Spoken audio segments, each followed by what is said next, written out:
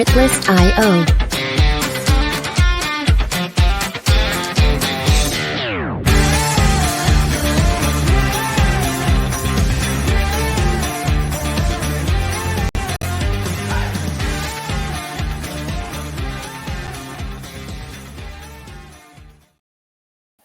Hola, ¿qué tal?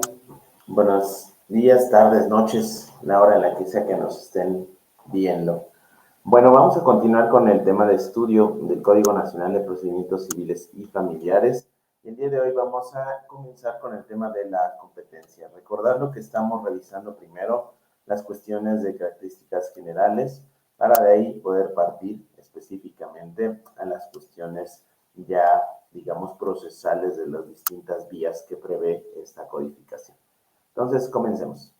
A ver, vamos a comenzar hablando de los artículos 77 a 88, ¿de acuerdo?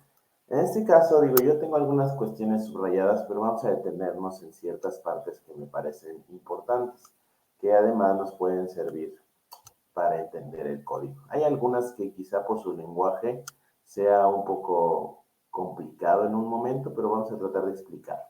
Vamos con lo primero. A ver, el artículo 77 nos dice, toda demanda debe formularse ante una autoridad jurisdiccional competente. Bueno, esto es bastante obvio, ¿no? El tema radica en qué entendemos por autoridad jurisdiccional competente, ¿ok?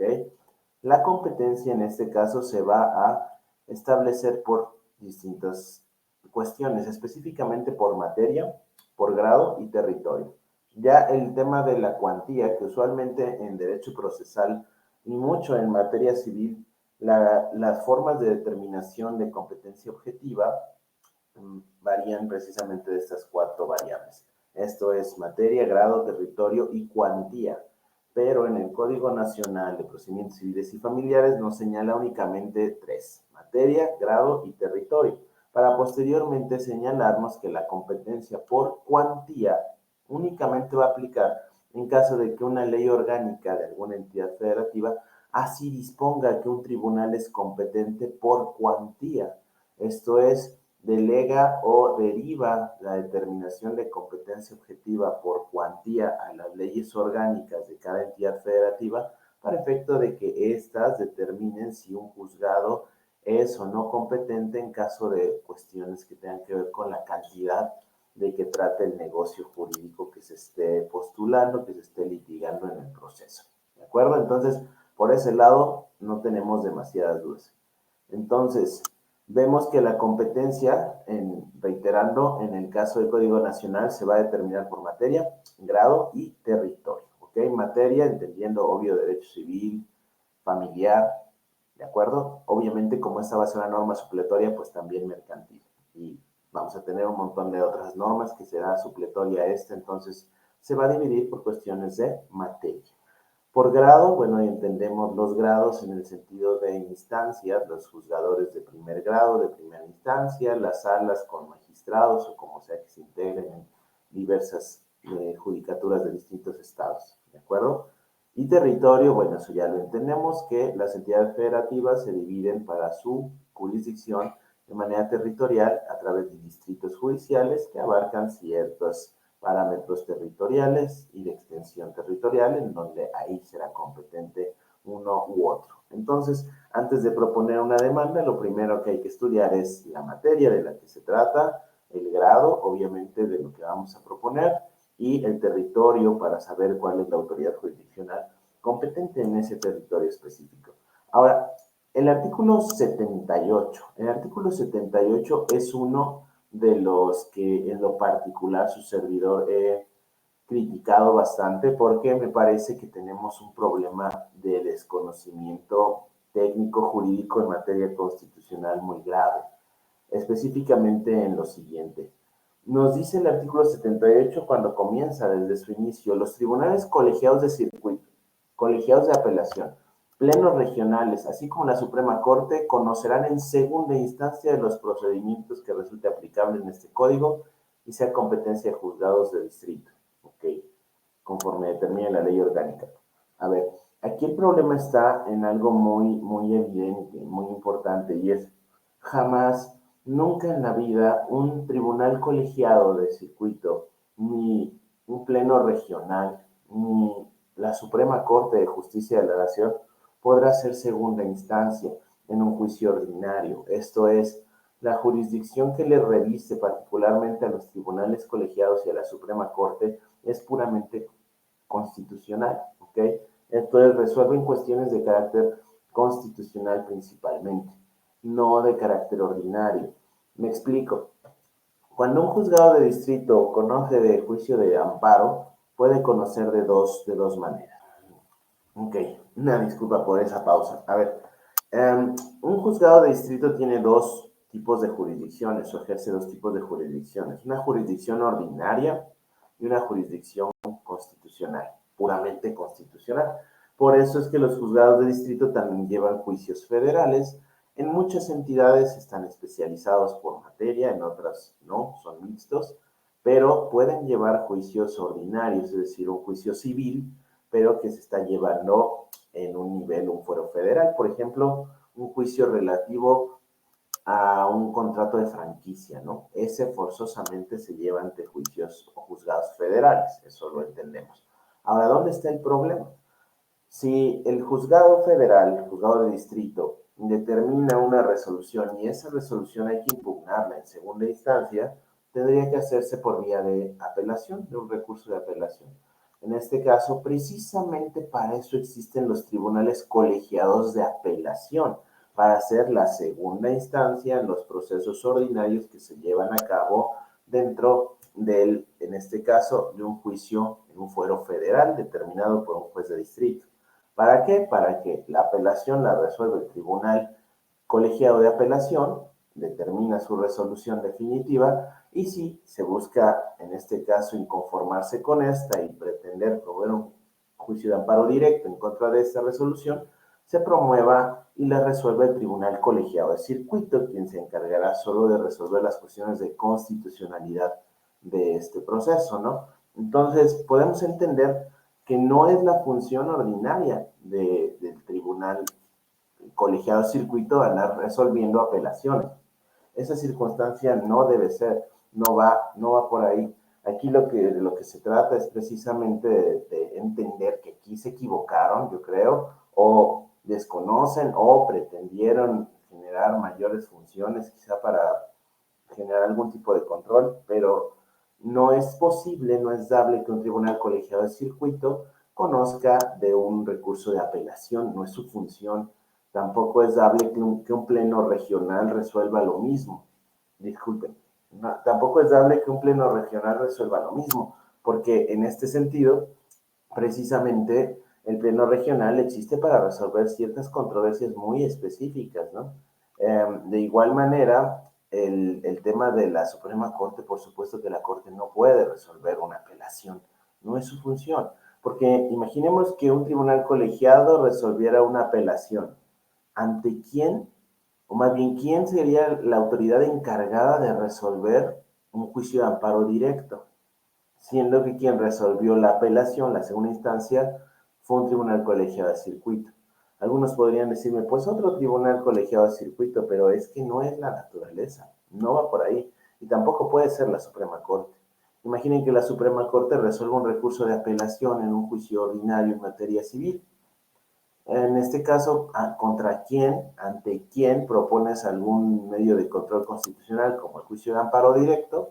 Si es una resolución dictada por la propia Suprema Corte y contra esas resoluciones no procede recurso ni medio de control constitucional alguno. Entonces, operativamente no tiene ningún sentido lo que se está planteando en este artículo. Entonces, hay que entender que, bueno, aquí estamos viendo una deficiencia en el sentido de que no están entendiendo los legisladores. Desconozco por qué haya pasado esto. En este caso, me parece que es una deficiencia muy marcada. Hay que entenderlo como que si es un juicio federal, la única autoridad que puede ser competente en segunda instancia es el Tribunal Colegiado de Apelación, porque literalmente esa es su función, ¿de acuerdo? Entonces, por ese lado, bueno, ese comentario simplemente referir esta circunstancia. Ahora, fuera de esto, hacia el artículo 79, ¿de acuerdo? En este caso, vamos a plantear lo siguiente.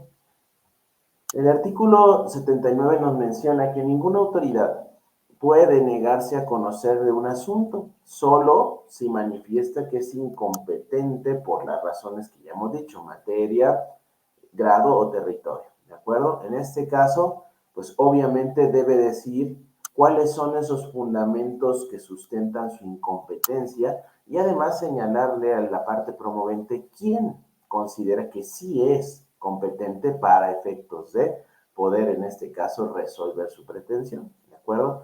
Ahora, la resolución en la que se determina la incompetencia de esta autoridad que se niega a recibir un asunto que dice yo no soy competente para resolver esta controversia, es apelable en ambos efectos, ¿ok? Entonces, vemos que por ese lado tampoco es una resolución definitiva, sino que en su caso tendrá que atenderse a las cuestiones relativas al recurso de apelación y viendo cómo se resuelva este, ya se determinará si efectivamente es incompetente la autoridad que se ha negado a dar trámite a la demanda o en su caso se determine que de hecho sí es competente, ¿no? Entonces, eso es algo que hay que tomar en cuenta.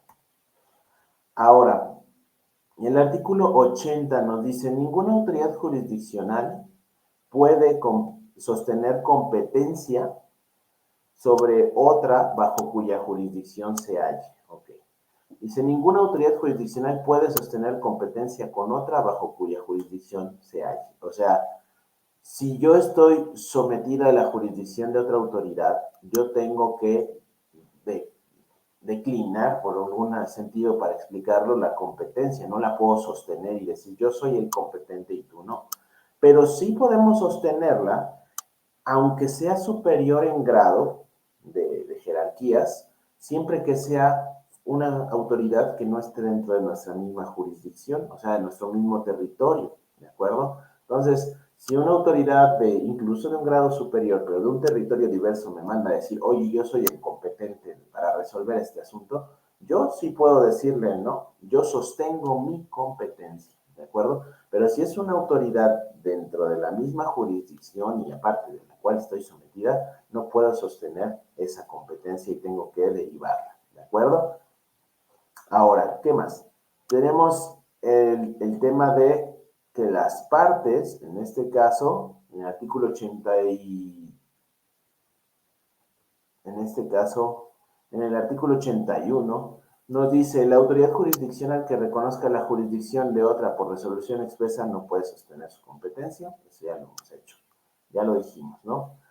En el caso de que el reconocimiento solo sea para dar cumplimiento a un exhorto, en este caso la autoridad que fue exhortada no está impedida para sostener su competencia. Esto es, si lo que se envió fue un exhorto y la autoridad le dijeron es que tú no eres competente para llevar a cabo ese exhorto, sí puede sostener su competencia y decir, sí soy competente por estas razones, ¿de acuerdo?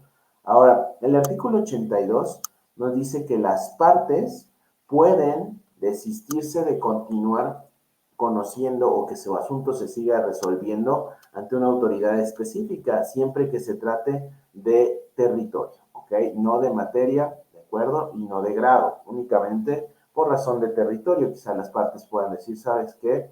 Ponerse de acuerdo y no estoy conforme con que se resuelva aquí. Estamos de acuerdo en que se derive a otro territorio, a otra autoridad jurisdiccional.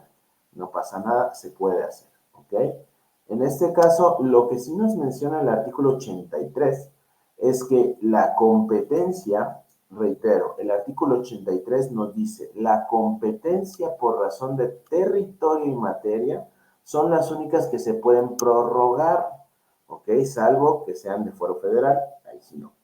¿A qué se refiere esto? A ver, se refiere a lo siguiente. Cuando dice prorrogar, se refiere básicamente a ampliar, a extender, ¿ok? Esto es, quizá por razón de materia no me correspondería a mí conocer ese asunto, quizá por razón de territorio no me correspondería a mí resolver ese asunto, pero se puede prorrogar, es decir, se puede extender y aunque no sea mi materia, no sea mi territorio, pero porque cumple ciertas circunstancias, deba resolver ese asunto para efectos de no generar resoluciones que puedan ser contradictorias en casos en los que estén vinculados, existe algún tipo de conexidad.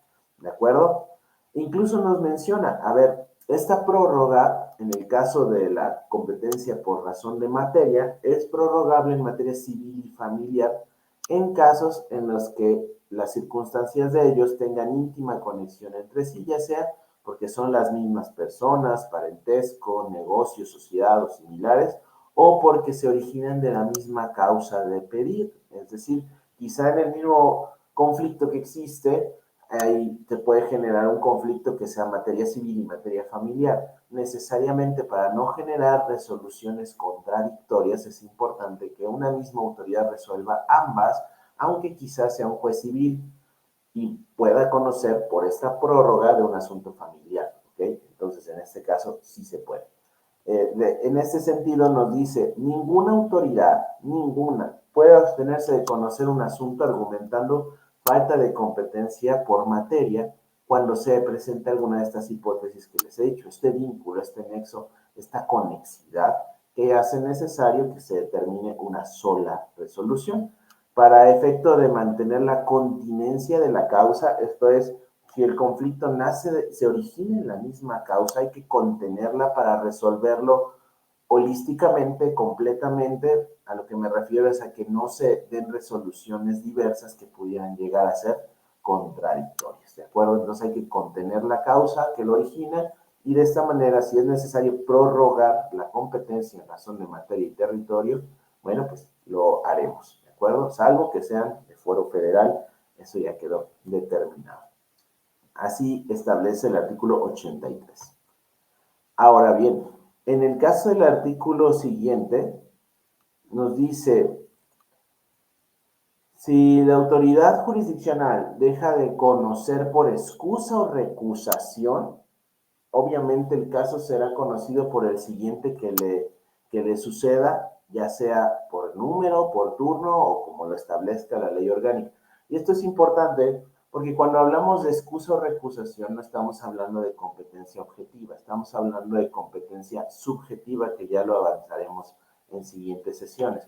Pero básicamente a lo que se refiere es a que existe un impedimento por parte del juzgador para conocer de ese asunto. Hay algo que le impide en lo personal conocer de este asunto y por ende puede, en este caso, excusarse o, por el contrario, ser recusado para efecto de que no conozca del caso en específico. Bueno, en ese sentido, lo único que va a pasar es, si se excusa, bueno, en razón de turno, pues lo corresponderá al siguiente juzgador en los mismos términos que él, ¿de acuerdo? A eso se refiere ese artículo 84. Ahora bien, también nos dice el artículo 85, dice, es autoridad competente aquella en la que las partes litigantes se hubieran sometido expresa o tácitamente, cuando se trate de fuero renunciable. Estamos hablando de fuero común, por así decirlo, no en juicios federales, porque ya vimos que hay ciertos fueros que no se pueden renunciar. A lo que está haciendo referencia este artículo es al sometimiento explícito y tácito, ¿ok? Recordando que lo explícito es lo que se menciona, se expresa como tal, se genera una expresión de la voluntad que de manera inequívoca nos permite entender esa decisión. Y lo tácito se refiere a ciertas actitudes o comportamientos que nos dan a entender el sentido de la voluntad de las partes. En este caso, el sometimiento expreso pudiera ser en un contrato, en una cláusula de jurisdicción en la que las partes establecimos que el tribunal competente por razón de territorio será el de Monterrey, Nuevo León, por ejemplo. Pero pues vivimos en, no sé, en Ciudad de México y en Oaxaca, ¿ok? Ni modo, nosotros expresamente nos sometimos a esa jurisdicción porque así lo pactamos. En cuestión de lo tácito, bueno, ahorita vamos a ver precisamente a qué se refiere. Pero primero el artículo 86 nos dice, a ver, hay sumisión expresa cuando las partes renuncian de manera clara y precisa sin que admita ninguna duda el fuero que la ley les concede, obvio, por razón de su domicilio o por las reglas que ya veremos en siguientes ocasiones relativas al tipo de acciones que se van a ejercer y determinan someterse a la competencia de una autoridad específica en una materia y territorio específica y se someten a ella de manera expresamente. ¿Ok? Creo que ahí no hay mayor duda, está bastante claro. Ahora bien, en el caso del sometimiento eh, tácito, que es lo que establece el artículo 87, esto es, vamos a hablar de sometimiento tácito, nos dice, se entiende por sometidos, primero, a la parte demandante, es decir, el actor va a estar sometido tácitamente por haber presentado su demanda ante una autoridad jurisdiccional. Punto. Él está sometido, quizá está presentándola ante una autoridad que técnicamente no debería ser competente, pero la está presentando. Entonces el actor ya se está sometiendo tácitamente a esa autoridad. Segundo, el demandado. Usualmente el demandado cuando contesta una demanda y considera que es incompetente, pues plantea la excepción y a veces se plantea un incidente de incompetencia para el efecto de que se resuelva este tema. Depende de las legislaciones procesales hasta la fecha. Hay estados que con el simple hecho de poner la excepción le dan trámite como en vía incidental, hay algunos que le dan trámite y lo turnan a la sala, a la superioridad para que determine la competencia. ¿Ok? Pero bueno, aquí el chiste es que en este caso, si la parte demandada al momento de ser emplazada y dar contestación a la demanda no pone la excepción de incompetencia y contesta la demanda como si nada y después dice, oye, espérate, pero esa autoridad no era competente y yo ya contesté la demanda y resulta que ese juez, ese juzgador de ahí no es competente porque habíamos pactado que iba a ser en otro lugar o porque, de acuerdo con las reglas procesales que establece el mismo código, no le tocaba conocer ese juzgado. Bueno, ni modo, si ya el actor presentó, él ya se sometió. Y si el demandado contestó sin oponerse a la competencia, tácitamente se está sometiendo. ¿Ok? Entonces esa competencia por sumisión o competencia por competencia tácita, así se maneja. Ahora, también se considera que está sometido tácitamente si, por ejemplo, promueve la parte demandada o quien fuere una cuestión de incompetencia y dice, no, es que tú eres incompetente para resolver este asunto, inicia todo el proceso relativo a la incompetencia, pero antes de que se determine si es efectivamente o no competente, es decir, antes de que se dicte la interlocutoria respectiva, se desiste de la incompetencia y dice, no, ¿sabes qué? Ya no me interesa resolver si eres competente o no. Obviamente al desistirse entendemos que tácitamente está admitiendo y reconociendo la competencia de la autoridad jurisdiccional.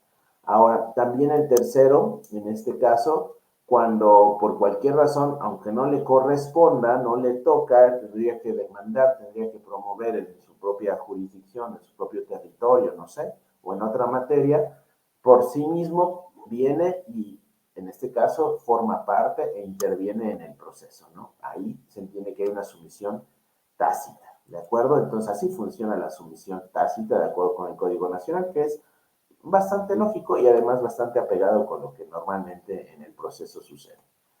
Ahora bien, el siguiente artículo nos habla de las nulidades de lo que se actúa en cuestiones relativas con las actuaciones de autoridades que fueron determinadas incompetentes, ¿no? Que aquí quizá pueda existir algo de duda porque hace algunas menciones medio interesantes. Primero, por regla general, la regla general en la nulidad de actuaciones nos dice será nulo todo lo actuado por una autoridad jurisdiccional declarada incompetente, salvo que esa incompetencia sea sobrevenida, es decir, que esa incompetencia no existía en un principio, fue después que se generó la incompetencia de la autoridad y por ende todo lo que haya actuado hasta antes de esa causa que generó posteriormente la incompetencia, sí tendrá efectos, ¿ok? Pero todo lo actuado posterior a esta causa no va a tener efectos, ¿de acuerdo?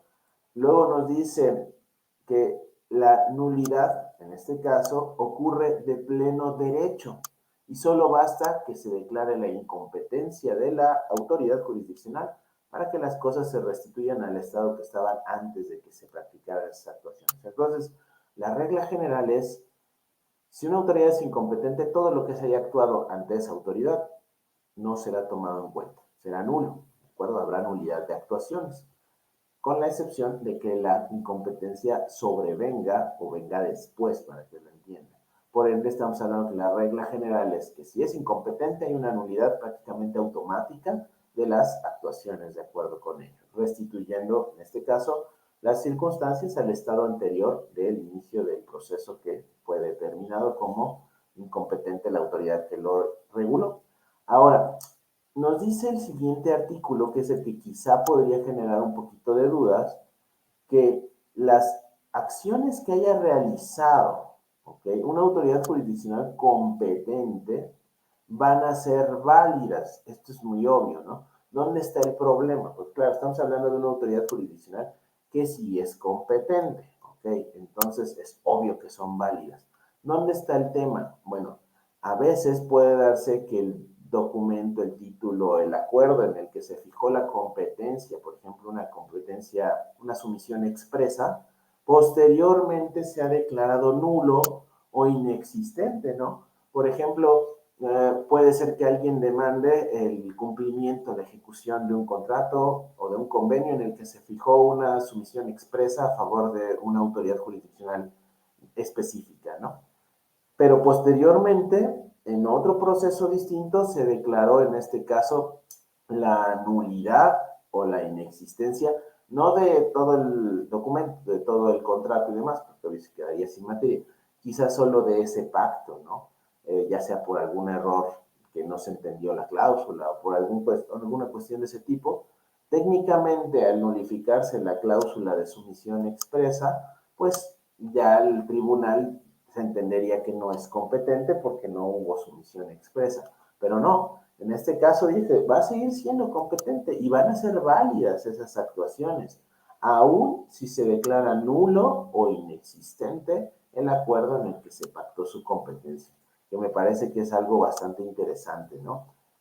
En este caso, bueno, hasta aquí vamos a dejar por el día de hoy el tema de la competencia con las cuestiones generales. Ya después entraremos con las cuestiones de competencia objetiva, que son las que prevé el artículo 89, que les invito a dar una leída y revisar con mucha calma porque tiene varias hipótesis, ¿ok? Y después continúa por varios artículos más explicando hasta el 93. Después ya nos habla de las contiendas de competencia objetiva, que es la competencia por inhibitoria o declinatoria, que tiene que ver con la competencia objetiva, y posteriormente nos va a hablar de la competencia subjetiva, que nace precisamente de los impedimentos y excusas, ¿ok?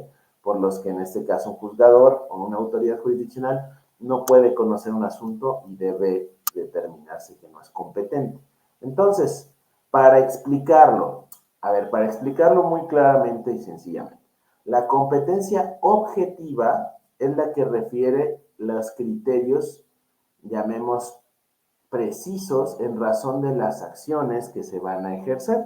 Todos los códigos establecen la competencia, ya sea por materia, por grado, por territorio, insistimos todavía, por cuantía, y los códigos procesales establecen, en caso de que promuevas tal acción, es competente tal autoridad. Y si promueves esta, es competente tal. Ah, pero si son dos demandados, es competente tal. O sea, esas reglas que están muy marcadas se llaman reglas de competencia objetiva, ¿de acuerdo? Así como en este caso, que insisto, no es la intención en este video profundizar. Pero, por ejemplo, nos dice, será competente, fracción primera, la autoridad del lugar de que la persona deudora haya designado para ser requerida judicialmente de pago.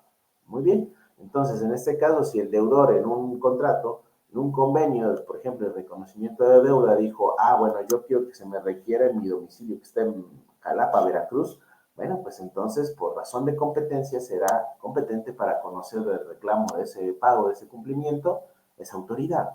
Esas son reglas de competencia objetiva, porque están determinadas por la norma de manera muy precisa, ¿de acuerdo? Y cuando hablamos, para que se vaya entendiendo, de reglas de competencia subjetiva, nos estamos refiriendo a las cuestiones personales de las autoridades jurisdiccionales que pudieran impedir la impartición de una justicia imparcial, ¿de acuerdo? Obviamente generando controversia y el riesgo de que las resoluciones, por supuesto, que no atiendan a un principio de equidad y de justicia. Por ejemplo, nos dice en este caso que está enlistado una serie de impedimentos y excusas por las cuales la autoridad tendría que excusarse de conocer del asunto o que las partes pueden pedirle que sea recusado en este caso para que conozca otra autoridad del mismo grado, de la misma materia y del mismo territorio, pero distinto. ¿Por qué? Porque hay un tema subjetivo, un tema personal, de relaciones incluso. Por eso nos dice, las autoridades jurisdiccionales estarán forzosamente impedidas para conocer de los asuntos, es decir, una competencia subjetiva, primero, si tiene interés directo o indirecto en el procedimiento, que eso es muy genérico. Luego nos dice que si ese interés también es para cónyuge, concubina, concubinario, conviviente, parientes consanguíneos en línea recta sin limitación de grado, colaterales cuarto grado y afines segundo grado. O sea, nos pone reglas en las que dice de manera subjetiva, porque no es algo comprobable, es algo que podríamos pensar que podría suceder, y para evitarnos cualquier conflicto de una vez lo vamos tachando, que si se actualizara alguna de estas hipótesis podría verse afectada la imparcialidad del juzgador y por ende debe dejar de conocer. Entonces, entendiendo esto, se explica por qué el Código Nacional divide el tema de competencia básicamente en dos tipos: competencia objetiva, que son las que marcan dependiendo del tipo de acción que se va a ejercer, y la competencia subjetiva, que tiene que ver más hacia la actitud y hacia la certeza de imparcialidad del juzgador. Entonces, bueno, pues hasta ahí vamos a dejar esta situación por el día de hoy. Espero que les esté gustando estos clips, estos bloques. Sigan estudiando el código. La realidad es que es un código que es bastante extenso. Son casi 2000 artículos en los cuales, bueno, pues tenemos que darle una lectura bastante pausada y reflexiva. Primero, obvio, a la literalidad. Después vamos a una interpretación sistemática relacionando artículos. Y finalmente haremos una interpretación teleológica de la misma, tratando de entender qué es lo que quiso dar o explicar o regular el legislador, como sucede en el caso de lo que les había mencionado anteriormente, con esto de que la Suprema Corte o los tribunales colegiados de circuito puedan ser segunda instancia en juicios ordinarios. No tiene mucho sentido, por ende hay que aprender a entender que las normas no son perfectas, son perfectibles, incluso legislaciones como las de este calado, que fueron realizadas en comisiones, con abogados, se supone que con postulantes, se supone que con juzgadores y espero que con procesalistas. Quizá aquí en ese artículo, ahí se nos fue un poquito el tema procesal, por desconocimiento o no sé, por varias cosas que pudieran darse. Pero les agradezco mucho la atención, que hayan estado aquí, espero que haya sido de su agrado. Y bueno, eso es todo por el día de hoy. Les agradezco mucho y hasta luego.